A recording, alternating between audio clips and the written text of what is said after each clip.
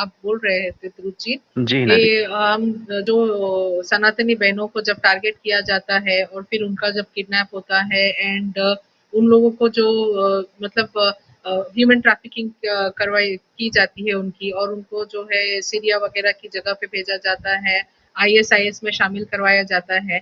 वो इसीलिए होता है क्योंकि देखिए अगर हिंदू समाज की बेटी अगर से लापता हो जाती है, सबसे पहली बात तो ये बोला जाता है कि वो एक लड़के के साथ भाग गई है, ठीक है। और अगर उनको ये पता चलता है कि मुस्लिम लड़का है तो उस लड़की के साथ सारे रिश्ते नाते तोड़ लिए जाते हैं और यहाँ तक कि उसका श्राद्ध कर दिया जाता है, अंतिम संस्कार पता नहीं क्या क्या किया जाता है और उसको कभी कांटेक्ट नहीं किया जाता, कभी पूछा नहीं जाता कि बेटा तू कैसी है, तू जिंदा भी है या मर गई है। तो वो लड़की अगर चाहे तभी भी वहां से बाहर नहीं निकल जाती और उनके हाथों की कठपुतली बन जाती है। ये सब चीजें हम लोगों को ध्यान में रखनी चाहिए। जी जी जी जी कंटिन्यू हिना दी, कीजिए। बिल्कुल। जी जी बिल्कुल, आपने सही बात कही। जी। और हम देखते हैं कि जिस भी इस तरीके की लड़कियों को जिनको ट्रैफिक किया जाता है, जिनको अबडक्ट करके कहीं भेजा जाता है, तो असल में वो ज़्यादातर लड़कियां वही होती है जो या तो बहुत अंडर एज्ड होती हैं, मतलब कि जिनको गायब करके इस तरीके से वो लोग अबडक्ट कर देते हैं कि ना तो वो कभी अपनी आवाज़ बाहर निकाल पाए और ना कोई उसके बारे में कभी कोई जान पाए। और ज़्यादातर बहुत अच्छे से ये लोग देख बैकग्राउंड वगैरह देख के टारगेट करते हैं कि अगर कोई ऐसी लड़की है जिसके आगे पीछे कोई बोलने वाला नहीं है तो वो तो वैसे ही इनके लिए एक सॉफ्ट टारगेट हो जाएगा। क्योंकि बहुत से ऐसी लड़कियां भी होती हैं जिनके मतलब फैमिली वगैरह या फिर या तो फैमिली टूटी भी होती है या जिनका फैमिली यूनिट जो होता है वो इतना स्ट्रांग नहीं होता और कोई बैकिंग नहीं होती जिनके पीछे। तो ऐसी लड़कियों को जो है अल्योरमेंट करना और बातों में फंसाना और इस तरीके की चीजों में इन्वॉल्व करना बहुत आसान हो जाता है। जी। तो बहरहाल ये वीडियो एक बार प्ले कर दीजिए साबी जी। जी। इंडियन भाई, सॉरी। न्यूज में आप सभी का स्वागत है। भारत की राजनीति में पाकिस्तानी प्लॉट का जिक्र सिर्फ और सिर्फ आतंकवाद को लेकर ही होता है, चाहे वो खालिस्तानी आतंकवाद हो या जिहादी आतंकवाद। और अब तो भारत में तालिबानी आतंकवाद का भी खतरा मंडराने लगा। पूर्व केंद्रीय मंत्री और केरल में आईएएस रह चुके केजे अल्फोंस ने इस खतरे की चेतावनी दी है। अल्फोंस ने कहा कि केरल में ऐसा तालिबानीकरण हो रहा है कि अगले 5 से 10 साल में वहां भी अफगानिस्तान जैसे हालात हो सकते हैं। देखिए।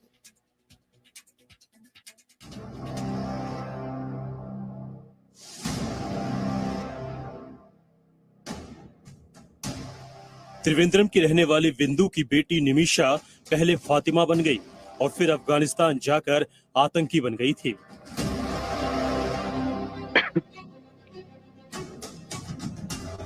एमबीबीएस पढ़ रही निमिषा कैसे फातिमा बनी और कैसे आतंकी, ये पहेली आज तक उनके माता पिता को समझ में नहीं आई।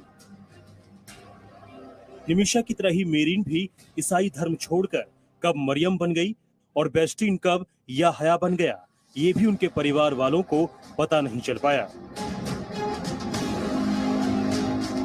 केरल के गैर मुस्लिमों के मुसलमान बनने और आतंकी बनने के इन्हीं सिलसिलों को देखते हुए केंद्रीय मंत्री रह चुके केजे अल्फोंस ने एक बड़ी चिंता जाहिर की है। Let there be no doubt at all.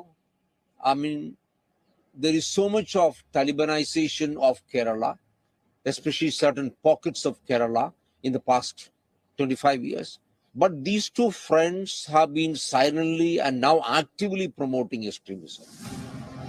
Kerala में बढ़ते जिहादी कट्टरपंथ की घटनाओं का जिक्र बगदादी के आतंकी संगठन से लेकर अफगानिस्तान तक की आतंकी गतिविधियों में हुआ है। 20 से ज्यादा केरल के रहने वाले लड़के लड़कियां धर्म परिवर्तन के बाद आतंकवादी बन चुके हैं। It's extremely sad because it's very easy to plant the seeds of extremism, even in such an educated place like Kerala. And we can see it actually now blooming, flourishing in certain parts. And we know that the largest number of recruits for ISIS has been from Kerala. And all this is going to lead to a situation in another 5-10 years where Kerala could become another Afghanistan. वो बच्चे केरला से केरल के राज्यपाल आरिफ मोहम्मद खान भी इस तरह की आशंकाओं को खारिज नहीं करते। हालांकि उनका कहना था कि अभी तक कोई ठोस आंकड़े सामने नहीं आए हैं। वो बच्चे केरला से मैं तो रिक्रूटमेंट करने की कोशिश हुई, लेकिन अब फिर एक बात और भी ध्यान रखिए कि केरला 100% लिटरेसी है, हर बच्चा इंटरनेट पे है, तो हो सकती है ऐसी। लेकिन जो ओवरऑल माहौल है वो माहौल में मेरा ख्याल है कि इसमें पूरे केरला के ऊपर ये बात इसको उस तरह करके नहीं देखना चाहिए।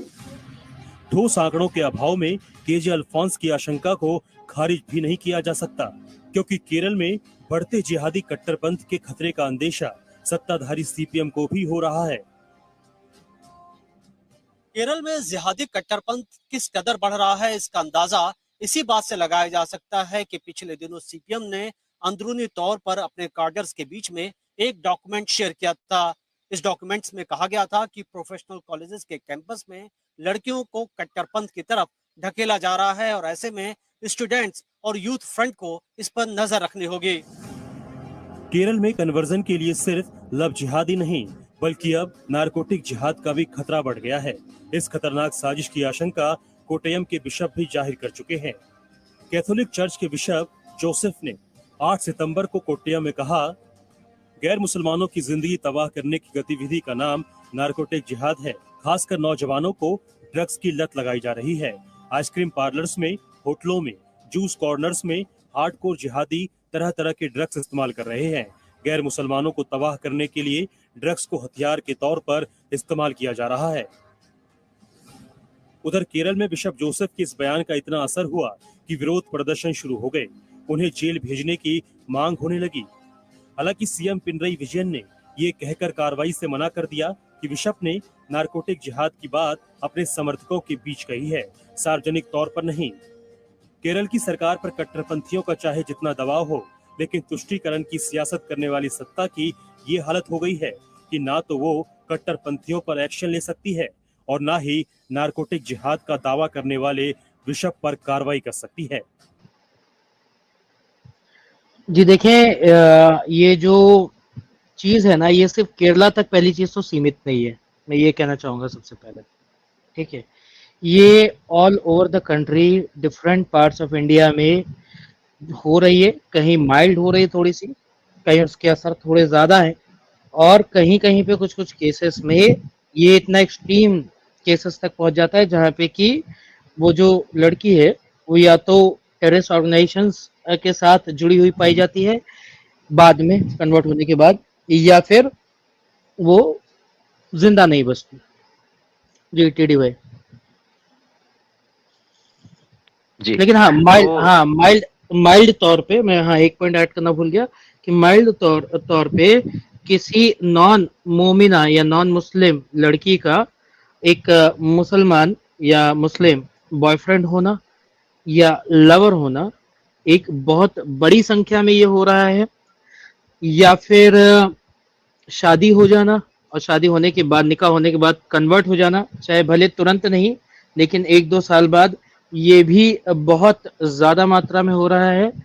और कुछ केसेस में जहाँ पे कि ना तो निकाह हुआ ना जो है कन्वर्ट हुआ, लेकिन वो लड़कियां किसी न किसी ब्लैक मेलिंग के चलते उनके चंगुल में रह जाती है और उनके साथ उनकी यानी कि गर्लफ्रेंड बन के या पार्टनर बन के उन्हें कई लंबे अरसे तक रहना पड़ता है।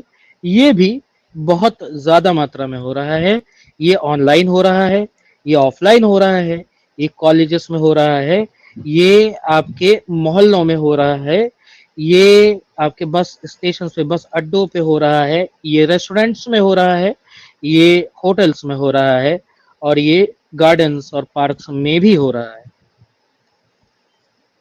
जी टीडी भाई। जी इंडियन भाई, आपने बिल्कुल सही कहा कि हो तो खैर इंडिया में हर जगह ही रहा है, बट हम स्पेसिफिकली क्या है कि कुछ जो ऐसे एरियाज हैं जहाँ पे ये चीज़ बहुत ज़्यादा विजिबल है। मैं एक्चुअली क्या उन एरियाज का मुद्दा पहले उठाना चाह रहा था ताकि हमारी ऑडियंस को ये चीज़ जो है थोड़ी हम क्लैरिफाई कर सकें कि वाकई में ये चीज़ कोई मिथ या मिसकंसेप्शन नहीं है, वाकई में लव जिहाद एक फैक्ट है। और जो लोग भी हमारे, चाहे गवर्नमेंट ऑपोजिशन के लोग हो या हमारा लेफ्ट विंग हो, उस चीज को भले ये लोग कितना नकारने की कोशिश करें, कितना ही उस चीज को डिनाई करने की कोशिश करें, तो भी इतने हजारों नहीं, मैं तो कहूंगा कि पूरे इंडिया का भी अगर हम उठा के देख लें तो लाखों में ऐसे केसेस हुए। उसके बाद भी अगर कोई ये कह रहा है कि नहीं नहीं ये तो हमारे मुसलमानों के खिलाफ ये कॉन्स्पिरेसी है, ये हमारे खिलाफ एक साजिश है, ये बीजेपी आरएसएस का एक प्रोपेगेंडा है, तो मैं नहीं समझता कि देखिए फिर अगर हर चीज में अगर इनको प्रोपेगेंडा नजर आ रहा है तो फिर तो ठीक है, फिर तो हम बोलते रहे, और जिसको सच नहीं नहीं मानना वो फिर भी नहीं मानेगा, आप चाहे कितना ही। जी टीडी भाई, अगर ये प्रोपोगेंडा कह रहे हैं, अगर ये कह रहे हैं कि ये प्रोपोगेंडा है ना बीजेपी और आरएसएस की तरफ से, तो फिर आपको ये मानना पड़ेगा कि इस प्रोपोगेंडा में वो लड़की जो कि नॉन मोमिन है वो जितनी शामिल है, उसी प्रोपोगेंडा में, उसी आरएसएस के प्रोपोगेंडा में वो मुसलमान व्यक्ति भी उतना ही शामिल है जो कि आप कह रहे हैं कि उस मतलब उस लड़की के साथ रिलेशनशिप में है। तो अगर मैं 30 या 60 केसेस दिखाऊं तो क्या आप ये मानना चाहेंगे कि वो जो मुसलमान व्यक्ति है वो भी इस प्रोपेगेंडा का हिस्सा है, आरएसएस के प्रोपेगेंडा का वो भी हिस्सा है, और वो अपने लोगों के खिलाफ एक प्रोपेगेंडा चला रहा है, अपने मुसलमान भाइयों के खिलाफ, अपने मजहब, अपने इस्लाम के खिलाफ एक प्रोपेगेंडा चला रहा है आरएसएस के साथ मिलकर। नहीं, वो जी इसमें असल में ये है कि वो जो बोलते हैं ना प्रोपेगेंडा, वो भी जानते हैं क्या है, और वो उसको पीठ पीछे सपोर्ट करते हैं। वो प्रोपेगेंडा इसलिए कहते हैं क्योंकि वो जानते हैं हिंदू सेकुलर बन चुका है, वो खुद बोलता है, तो उनको सच्चाई ना पता चल रहा है, तो उनके बहन बेटे सतर्क ना हो जाए, इसी वजह से वो बोलता है कि प्रोपेगेंडा है। ये नहीं कि उनको पता नहीं, उनको सब पता है, वो अंदर अंदर सपोर्ट करते हैं, तो खुद बोलता है कि ये मुसलमानों के साथ खिलाफ है। तो बस ये ही है सच है, उनको सब पता है, बस आपके लोग सतर्क ना हो जाए, इस बात का उन्हें डर लगा रहता है, इसी वजह से झूठ बोलते हैं। जी, जी बिल्कुल साबी जी। सही कहा आप लोगों ने, जो कुछ भी डिस्कशन हुआ। सॉरी, मैं थोड़ा 2 मिनट बात करना चाहूँगी, आपको इंटरप्ट कर रही हूँ। देखिए, जहाँ जी तक जी अभी अगर आप सोसाइटी में इंडिया में देखेंगे, तो सेक्युलरिज्म और वोट बैंक के नाम पर हम सनातनियों को और नॉन मुस्लिम्स को जो है ना बलि का बकरा बना के बलि चढ़ाई जाती है।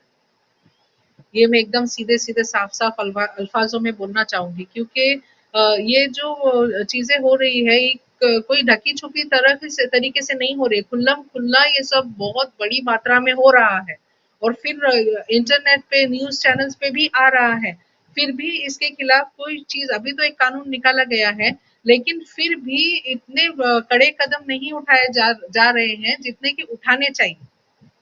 तो ये सिर्फ और सिर्फ सेक्युलरिज्म और वोट बैंक, सेक्युलरिज्म के नाम पर हिंदूज को जो है ना ये किया जा रहा है, बलि का बकरा जो मैंने बोला वो बनाया जा रहा है, और सारे सनातनी और नॉन मुस्लिम्स जो है चुपचाप इस चीज को सहे जा रहे हैं, और जब तक सहते रहेंगे और ये चलता रहेगा। इसमें हम सबको अपना पर्सनल लेवल पे हमको उठना होगा। कब तक सोते रहेंगे और कब तक चुप रहेंगे?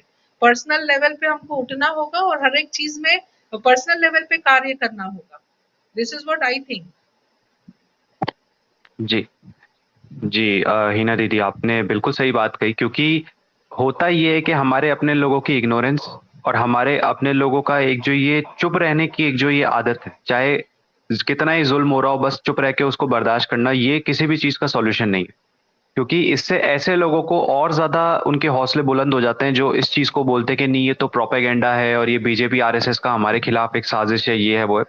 ऐसा करने से होगा ये कि उन लोगों के इरादे और ज्यादा बुलंद होते जाएंगे और वो अपनी हरकतें और ज्यादा आपके सर पे चढ़ के करेंगे।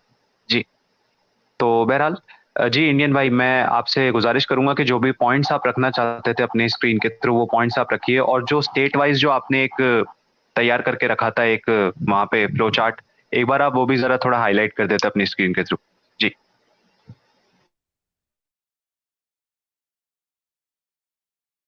सॉरी, मैं म्यूट पे बोल रहा था। हाँ, तो मैं जो है सबसे पहले जो टीडी भाई आपने जो एक बात रखी है सामने कि हम जो है उन स्टेट्स की पहले बात करना चाहेंगे जिन स्टेट्स में ये ज्यादा हो रहा है ना। तो मैं पहले ये दिखा दूं कि स्टेट वाइज जो डेटा है वो क्या कहता है। तो एक मिनट जरा रुकिएगा, अभी स्क्रीन मेरी ऊपर मत लीजिएगा, एक मिनट दीजिए, मैं उसको ले आता हूँ, क्योंकि उस पेज में काफी सारे एड्स वगैरह है, मैं नहीं चाहता हूँ कि वो चीज आए स्क्रीन पे। एक मिनट रुकिए। जी जी इंडियन भाई, टेक योर टाइम। हाँ जी,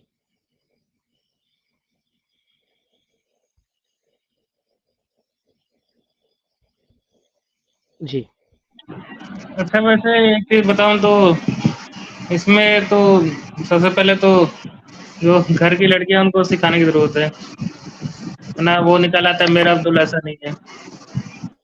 अच्छा, मैं जो है स्क्रीन शेयर करने लगा हूं अपनी, ठीक है। ये स्टेट वाइज डेटा है। तो टीडी भाई जो आपने कहा ना कि उन जगहों के बारे में ज्यादा बात होनी चाहिए जहां ये ज्यादा हो रहा है, एक मिसकंसेप्शन है कि केरला में ये ज्यादा हो रहा है। अगर आप देखेंगे तो केरला ये है, यहाँ पे रहा ये केरला, ये केरला, ये रहा, ठीक है। और ये पूरा उत्तर प्रदेश है, सबसे ज्यादा ये उत्तर प्रदेश में हो रहा है। मैं खुद जो है इस चीज को वैलिडेट कर चुका हूँ। मेरे कई दोस्त हैं जो कि इसी एरिया से है, और यहाँ पे जो केसेस के नंबर हैं वो केसेस के नंबर उतने ही हैं या नहीं, ये बात मैं वैलिडेट कर चुका हूँ, ठीक है।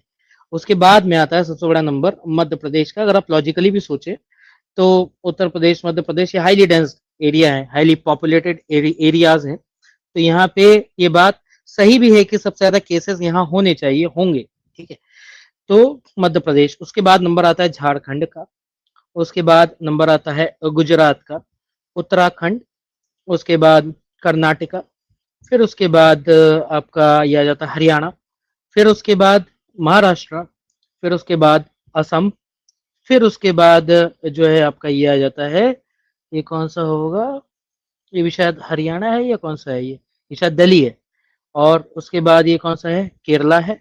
उसके बाद आपका है राजस्थान, नेपाल, और उसके बाद आ जाता है असम।